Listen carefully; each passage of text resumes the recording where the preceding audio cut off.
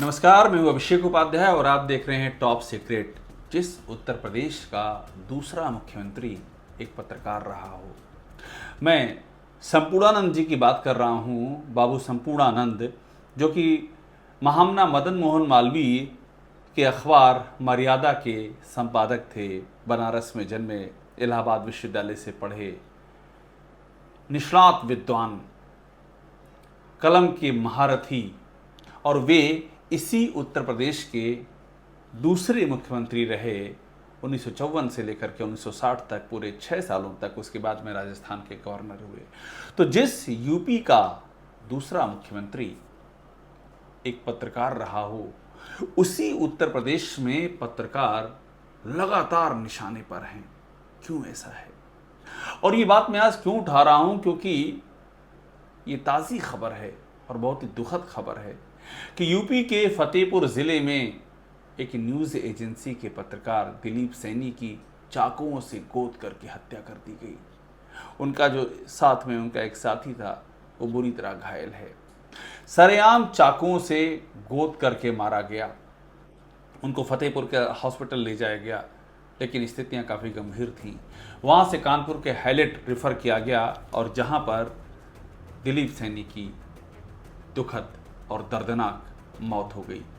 यहीं पर सवाल ये खड़ा होता है कि आखिरकार ऐसा क्यों हो रहा है कि बार बार उत्तर प्रदेश में बाबू संपूर्णानंद, जहाँ के मुख्यमंत्री रह चुके हैं, वहाँ पर पत्रकार निशाने पर क्यों हैं? ये सवाल गहराता जा रहा है। और दिलीप सैनी के साथ जो हुआ है, वो किसी भी पत्रकार को भीतर तक दहला देगा। सरकारी मशीनरी कारण बता रही है कि विवाद था, निजी विवाद था, प्रॉपर्टी का था, दुनिया भर का कारण बता रही है। मगर सवाल ये है कि जो भी वजह रही हो, आखिरकार ये हिम्मत, ये दुस्साहस कहाँ से आता है इन अपराधियों में कि सरेआम एक पत्रकार की चाकुओं से गोद करके हत्या कर दें? क्या ये यूपी में कानून का राज है? और पत्रकारों के साथ ये पहली बार थोड़ी ना हो रहा है। स्टेट जिस तरह से पत्रकारों के पीछे पड़ा है, क्या वो सच्चाई, वो क्रूर सच्चाई किसी की आंखों से छिपी हुई है? मैं आपको एक नहीं कई उदाहरण गिनाऊंगा, और ये सारे उदाहरण इसी बात की ओर इशारा करते हैं कि आखिर यूपी में पत्रकारों के लिए ये डेंजर जोन जैसे हालात क्यों होते जा रहे हैं। क्या जो सरकार के खिलाफ लिखेगा उसको आप टारगेट करेंगे, और जो नहीं भी लिख रहा है, आखिर उसकी सुरक्षा की गारंटी क्या है? अभी हाल ही में पत्रकार ममता त्रिपाठी को सुप्रीम कोर्ट ने राहत दी, सुप्रीम कोर्ट ने प्रोटेक्शन दिया। वजह एक के बाद एक 4 मुकदमे उनके खिलाफ दर्ज कर लिए गए, उनके ट्वीट्स को लेकर के, ये बताते हुए कि इससे हमको ये एतराज़ है, और कई बार एतराज़ बताया, कई बार किसी के ज़रिए, और मुकदमे करवा दिए। एक परंपरा रही है कि जब भी कलमकार, पत्रकार कुछ लिखता है और अगर स्टेट को उससे एतराज़ होता है, तो स्टेट अपना पक्ष सामने रखता है। अगर उसे लगता है पत्रकार ने गलत लिखा है, तो अपनी बात सामने रखता है। बात सामने रखने के अब 1000 तरीके हैं। ये वो दौर नहीं रह गया कि जब जनसत्ता छपा करता था। पुरानी बात थी कि आपको चिट्ठी संपादक के नाम पत्र लिखना पड़ता था। संपादक छापे ना छापे, ये उसका डिस्क्रिशन, ये उसका विवेक। अब तो आप तुरंत ट्वीट कर देते हैं। अब तो आप पत्रकार की खबरों को तुरंत फेक न्यूज़ करार करके उस पर एक फैक्ट चेक का ट्वीट कर देते हैं। इतने सारे आपके पास रास्ते हैं, तो फिर ये FIR क्यों? किस बात का डर है?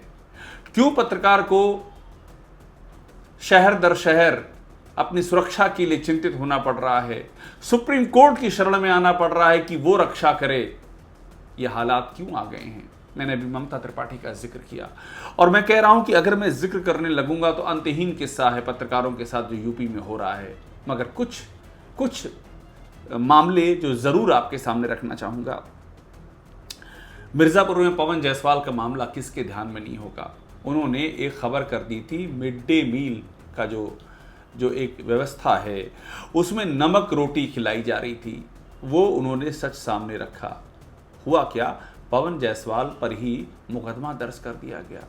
पवन जायसवाल को ये बताया गया कि उन्होंने चीज़ों को गढ़ा है, और उन पे मुकदमा दर्ज कर दिया गया। सबसे आसान तरीका होता है प्रशासन के पास वो ये कह दे कि इन्होंने चीज़ों को तोड़ा मरोड़ा है, वो ये कह दे कि सरकारी कामकाज में बाधा पहुंचा रहे थे। ये तो अंग्रेज़ों के ज़माने का जो 1861 का पुलिस एक्ट है उसमें भी ऐसे प्रावधान नहीं होंगे जो जिस तरह से इसको इम्प्लीमेंट किया जाता है कि सरकारी कामकाज में बाधा डाल रहे थे। तो पवन जायसवाल पर मुकदमा हो गया और दुर्भाग्य देखिए कि पवन जायसवाल इससे लड़ते हुए कैंसर से भी लड़े और मई 2022 में वे नहीं रहे, लेकिन अपने पीछे वे तमाम अनुत्तरित सवाल छोड़ गए। पत्रकार सुमित सक्सेना का केस।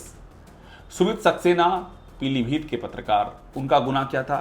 वो वहाँ के मेडिकल कॉलेज में एक रिपोर्ट करते हैं कि डीएम वहाँ निरीक्षण करते हैं। सोचिए, डीएम निरीक्षण कर रहे हैं, डीएम को खामियां मिल रही हैं। ये खबर तमाम अखबारों में छप रही कि डीएम को खामियां मिल रही हैं। वहाँ ये भी हो रहा है कि एक महिला एडमिशन के लिए आ रही है, बेचारी, उसको नहीं एडमिट किया जा रहा है और उल्टा उसको प्राइवेट अस्पताल जाने की बात कही जा रही। ये तथ्य भी सामने आता है, तो इसकी तो जांच होनी चाहिए थी। लेकिन क्या हुआ, सुमित सक्सेना के खिलाफ वहाँ का जो मुख्य चिकित्सा अधीक्षक है, तो 22 साल से एक ही जगह पर जमा हुआ वो मुख्य चिकित्सा अधीक्षक, वो बाकायदा पुलिस में जाकर के शिकायत दर्ज कराता है और तत्काल एफआईआर हो जाती है सुमित सक्सेना के खिलाफ और पुलिस पीछे पड़ जाती है। अब सवाल ये है कि जो 22 साल से वहाँ पर जमा हुआ, इसके खिलाफ एक नहीं कई आरोप हैं, ऐसे ऐसे कागज़ हैं कि आप देखेंगे दंग रह जाएंगे। बाकायदा जांच हुई है, जांच में उसका नाम आया है और ये सरकारी जांच में आया है और वही व्यक्ति एक पत्रकार पर सच सामने रखने के लिए जाकर के केस एफआईआर के लिए दे देता है और तत्काल एफआईआर हो जाती है। और जब सुमित सक्सेना इस बात को लेकर के जाते हैं आगे, तो प्रेस काउंसिल ऑफ इंडिया सामने आती है, सारे तथ्यों की जांच पड़ताल करती है और उसके बाद वो जो चिट्ठी लिखती है यूपी के गृह सचिव को, डीएम को, एसपी को, जो नोटिस देती है, आप उस नोटिस को देखेंगे तो आपको समझ में आएगा। उसमें साफ लिखा है कि प्रेस की स्वतंत्रता पर अतिक्रमण और कुठाराघात है ये जो यूपी में हो रहा है। ये प्रेस काउंसिल ऑफ इंडिया लिखती है। इसके बाद तो इस्तीफे ले लेने चाहिए थे, लेकिन यहाँ कार्रवाई ही तो नहीं होती है। पत्रकार और किस बात की सजा काट रहे हैं। सुरेश बहादुर सिंह वरिष्ठ पत्रकार हैं, उनके खिलाफ ऑफिशियल सीक्रेट एक्ट की एफआईआर दर्ज हो जाती है। ऑफिशियल सीक्रेट एक्ट ये एक और खतरनाक कानून है। आप किसी के खिलाफ मान ली ये आरोप लगाइए कि फला कागज़, ये तो ऑफिशियल सीक्रेट, इस आरटीआई के ज़माने, एक और आरटीआई है, दूसरी और ऑफिशियल सीक्रेट एक्ट है। ये वैसा ही हो गया कि जैसे कि चलता है कि एक और आबकारी विभाग है और बगल में मद्य निषेध विभाग है। आबकारी विभाग का काम है कि शराब की बिक्री को प्रमोट किया जाए और मद्य निषेध का काम है कि शराब पीने पर रोक लगाई जाए। ये हमारे ही तंत्र का हिस्सा है। ये वैसे ही यहाँ भी चल रहा है। इसके बाद एक और केस सोचिए, मई 2022 में क्या होता है। अजित ओझा, मनोज गुप्ता और दिग्विजय सिंह, इनको अरेस्ट कर लिया जाता है। क्यों? बलिया जिले में पेपर लीक का मामला होता है, अंग्रेजी के पेपर लीक का मामला होता है और उसमें इन लोगों ने इस तथ्य को सामने रखा होता है, तो इनको ही अरेस्ट कर लिया जाता है। अखबार में छपता है, ये पत्रकार बताते हैं कि इनको डीएम का फ़ोन आता है, डीएम के हवाले से फ़ोन आता है कि आप ज़रा ये वायरल जो आपके पास है, ये जो वायरल लीक पेपर है, इसकी कॉपी भेज दीजिए। और ये कहा जाता है कि डीएम साहब बहुत ही खुश हैं आपसे और आप तो बहुत ही शानदार पत्रकारिता करते हैं। पत्रकार अंदेशा जताता है कि साहब मैं भेज दूंगा, कहीं मुझ पर एक्शन ना हो जाए। तो कहा जाता नहीं, आप निश्चिंत रहिए, आप पर क्यों एक्शन होगा, आप तो बड़ा अच्छा काम कर रहे हैं। वो भेजता है, एफआईआर होती, तीनों अरेस्ट हो जाते हैं। ये बलिया का है और बलिया के साथी जमानत के लिए, बलिया के पत्रकार साथी, उनको इकट्ठा होना पड़ता है। ये है यूपी का हाल। यूपी में एक चीज़ और हो रही है, ये मैं आपको अभी बता रहा हूँ, मुझसे बहुत सारे एग्जाम्पल छूट रहे हैं और मैं जानबूझ करके छूट रहा हूँ क्योंकि अंतहीन दास्तां हैं। आप चावल को पकड़िए और आप बिरयानी का स्वाद क्या होगा, जायका क्या होगा, समझ लीजिए। अब यहाँ यूपी में क्या हो रहा है कि निगेटिव खबरों पर यहाँ कड़ी निगाह रखी जा रही है कि साहब निगेटिव तो नहीं आपने कुछ लिख दिया। सूचना विभाग में ऐसे कई अधिकारी हैं जिन पर आरोप है कि वो यही काम करते हैं। सूचना विभाग में तो ऐसे भी अधिकारी हैं जिसके डायरेक्टर शिशिर सिंह हैं और मीडिया सलाहकार मृत्युंजय सिंह हैं। आरोप तो ये भी लगता है कि खुद बीजेपी के ही अपने नेताओं का चरित्र हनन किया जाता है, ये भी आरोप लगता है। क्योंकि सरकार के भीतर भी कई तरह के धड़े होते हैं तो किसी को उठाना है, किसी को गिराना है, तो आरोप ये कि सूचना में ये भी चलता है। पॉजिटिव खबरों के लिए क्या हो रहा है, सोशल मीडिया इन्फ्लुएंसर्स को कहा गया है, उनके लिए पॉलिसी लाई गई है कि 2 लाख से 8 लाख रुपए महीने कमाने का आपको मौका मिलेगा। अब बताइए 2 से 8 लाख जिसको मिलेंगे वो तो गुणगान ही करेगा। तो ये भी है कि आप निगेटिव करोगे तो FIR, गिरफ्तारी, और गुणगान करोगे तो इनाम की बौछार। यहाँ ये भी होता है हैरानी की बात, यहाँ कुछ ऐसे भी यूट्यूब चैनल होते हैं जिन पे आरोप लगते हैं कि वहाँ पर जो खबर बताने वाले हैं वो एक नेता विशेष को आकर के गालियाँ बकते हैं और उनके तार कहीं और से जुड़े होते हैं। अभी हाल ही में डिप्टी CM ब्रजेश पाठक के बारे में जो कहा गया, उनको आस्तीन का सांप कहा गया, वो बहुत चर्चा में रहा। वो जिन व्यक्ति ने कहा वो एक तंत्र के बहुत ही करीबी माने जाते हैं। अब उस तंत्र से डिप्टी CM ब्रजेश पाठक, केशव मौर्य, ये अलग तंत्र माना जाता है। ये यूपी में अंदर खाने बता रहा हूं जो हो रहा है। तो ब्रजेश पाठक को निपटा दिया गया उस एक व्यक्ति के जरिए जो पूर्व पत्रकार कहे जाते हैं, और जिस तंत्र ने निपटाया उसके बारे में भी लोग जानते हैं। ये हो रहा है यूपी में। अब यहां पर एक सवाल ये भी है कि यूपी की मान्यता प्राप्त पत्रकार समिति क्या कर रही है। राज्य मुख्यालय की यहाँ एक मान्यता प्राप्त पत्रकार समिति है, हेमंत तिवारी वो इसके अध्यक्ष हैं। आपने क्या उनका एक भी बयान कभी सुना? पत्रकारों पर इतनी घटनाएं हो रही हैं मगर हेमंत तिवारी का बयान कभी सुना क्या? कभी हेमंत तिवारी ने कोई मुद्दा उठाया? इस बीच में खबर ये भी आती है कि हेमंत तिवारी जिस सरकारी आवास में रहते हैं उसे खाली करने का नोटिस दे दिया जाता है। ये खबर छपती है, नोटिस की कॉपी भी छपती है, और उसके बाद हेमंत तिवारी की ओर से कभी कोई बयान नहीं आता है। उसके पहले भी कब आया था मुझे याद नहीं है, और वो 5वीं बार चुने गए हैं राज्य मुख्यालय मान्यता प्राप्त समिति के अध्यक्ष। आप ये सोचिए कि जो पत्रकारों की हमदर्दी के नाम पर, उनके मुद्दे उठाने के नाम पर 5वीं बार अध्यक्ष बने हुए हैं, उनकी ज़ुबान से एक शब्द नहीं निकलता है। उनका खुद का मकान खतरे में है, वो मकान बचाएं या अपनी साख बचाएं। और ऐसे में आखिर में ये खुद मेरे साथ हो चुका है। मेरे ऊपर 2 FIR हैं इसी योगी सरकार में। पहली FIR की गई कि मैंने जब, और ये 2 FIR जिनका मैं जिक्र कर रहा हूँ ये खबरों पर हैं, ये खबरों की FIR है, इसलिए इन 2 FIR का मैं जिक्र कर रहा हूँ कि ये FIR पहली की जाती है राजा भैया की स्टोरी पर। राजा भैया का तलाक का मुकदमा है, वो अपनी पत्नी के से तलाक के लिए याचिका दाखिल करते हैं दिल्ली की साकेत कोर्ट में। बहुत सारी बातें लिखते हैं, वो रिपोर्ट होती हैं। उनकी पत्नी जवाब दाखिल करती हैं, वो भी रिपोर्ट होता है। वो खबर मैं ब्रेक करता हूँ, और मेरे बाद कौन सा ऐसा अखबार, कौन सा ऐसा चैनल होगा जिसने उस खबर को ना चलाया हो। लेकिन चूंकि मैंने ब्रेक कर दी, राजा भैया के खिलाफ खबर है, एक शिकायत आती है और हजरतगंज कोतवाली में FIR दर्ज हो जाती है। उसके बाद एक और खबर में लिखता हूं कि योगी सरकार में ठाकुर राज, और ये कह के लिखता हूं कि भाई अखिलेश यादव की सरकार में भी यादव राज पे चर्चा थी ना, तमाम पत्रकारों ने की। अभी भी आप टाइप करेंगे, गूगल में जाएंगे तो यादव राज पे आपको एकदम कहानियां पर कहानियां जो उस समय छापी गई थी आपको मिल जाएंगी।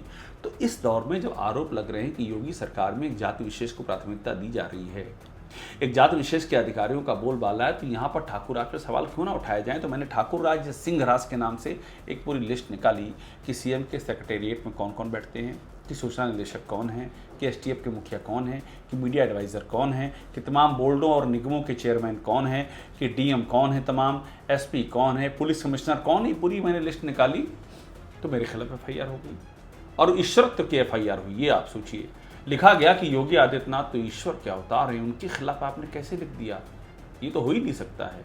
उसमें लिखा गया कि मेरे पीछे विदेशी ताकतें हैं, विदेशी फंडिंग है जिसके चलते मैं ये कर रहा हूँ। इस तरह की कहानियों पर FIR दर्ज कर ली गई। तब से अब तक ये FIR, दोनों FIR हुई यूपी की हजरतगंज कोतवाली में। अभी तक लखनऊ की पुलिस, और ये मैं पहले भी कह चुका हूँ कि कहाँ है वो विदेशी फंडिंग जो मेरे पीछे है, कहाँ है वो विदेशी ताकतें, कौन सी हैं। मोसाद मेरे पीछे है, CIA मेरे पीछे है, KGB, पूर्व की KGB, अब तो नाम बदल गया है, KGB मेरे पीछे है। कौन है मेरे पीछे? नॉर्थ कोरिया की कोई एजेंसी तो नहीं मेरे पीछे जो वो लगी हुई हो, किम जोंग वहाँ का जो तानाशाह है उसकी कोई एजेंसी तो नहीं मेरे पीछे हो, जो जिसको लेकर के हजरतगंज कोतवाली के उस अधिकारी ने खट से लिख लिया कि विदेशी ताकतें हैं। तो ये हो रहा है। दिलीप सैनी की हत्या जो हुई है वो मैं आपको फिर कह रहा हूं, चाकुओं से गोद के हत्या हुई है, सबका ध्यान गया है। और दिलीप सैनी को न्याय मिलना चाहिए, इंसाफ होना चाहिए। मगर मुद्दा एक बड़ा है। मुद्दा ये कि ये तो एक सिलसिला है, ये कोई अपवाद नहीं है, ये एक जनरल रूल हो चुका है। ऐसा लगता है, साफ लगता है कि यूपी में पत्रकार निशाने पर हैं। यूपी पत्रकारों का डेंजर जोन बन चुका है। जिन्हें आवाज़ उठानी चाहिए थी, उनकी जुबान सिली हुई है। जिन्हें इंसाफ करना चाहिए था, वो एफआईआर कराने में व्यस्त हैं। ये यूपी का हाल है। टॉप सीक्रेट देखते रहिए, लाइक कीजिए, सब्सक्राइब कीजिए और यहाँ पर वो सारी खबरें देखिए जो लीक से हटकर हैं, जो आपको कहीं नहीं मिलेंगी, सिर्फ यहीं मिलेंगी। धन्यवाद।